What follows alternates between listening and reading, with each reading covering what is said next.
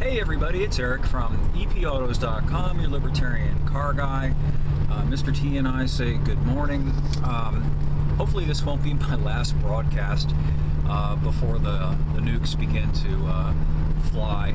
This morning apparently Israel invaded Lebanon. Oh, no big deal, nothing to worry about there. And there was a flyby by a Russian jet that did a Top Gun maneuver within 50 feet reportedly. And I saw the video, it looked like that, of an American fighter jet somewhere in the airspace outside of Alaska. But that's not really what I wanted to talk about today. I wanted to go back in time a little bit to the era of Ronald Reagan. And some of you may remember one of Ronald Reagan's best quips, or at least it's credited as being one of his best quips, when he was debating Jimmy Carter, and Jimmy Carter was talking about his proposals to involve the government in healthcare. Now, and this was way back in 1979 when Reagan was running for president the first time against Carter. And Reagan looked at him and went, "Well, there you go again." And since that time, it's been taken as kind of a tautology for Reagan's opposition to the government being involved in things. Except it's actually not quite true. Got a whole article coming out about this, but I wanted just to talk about it briefly as a kind of appetizer to the column, if you will.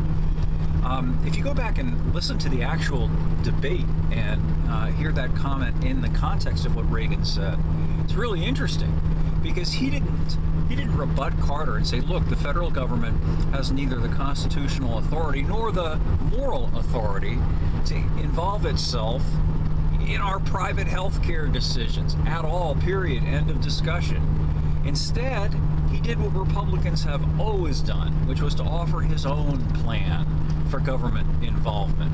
And you can watch the video to catch the details of it, and you can check out my article if you're interested in that aspect of it. And you know, I think it's relevant. I'm doing this monologue here on Tuesday morning, the day of the vice presidential debate between Tim Walz and J.D. Vance.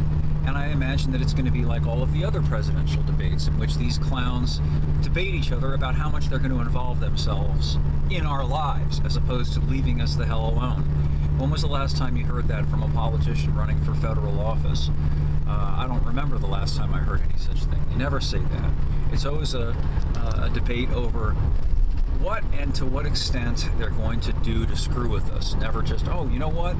I don't think the government has the constitutional authority nor the moral authority to do that. The proper legitimate role of the government federal government is to assure that the country is safe from foreign enemies and perhaps to erect an edifice for dispute adjudication, i.e. the courts. And that's it, man.